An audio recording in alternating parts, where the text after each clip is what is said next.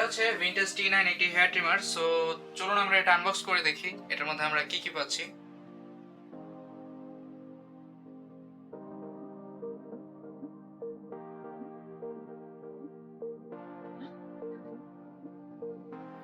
So এই ছিল হচ্ছে এটার বক্স কন্টেন্ট।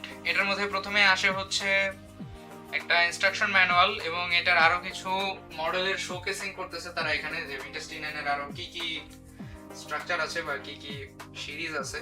সো আমরা এটাকে সাইডে রাখি।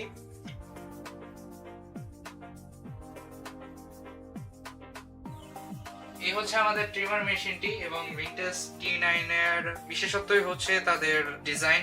এখানে হচ্ছে তারা একটি ড্রাগনের ডিজাইন রেখেছে। এখানে হচ্ছে এটার পাওয়ার অন অফ বাটন।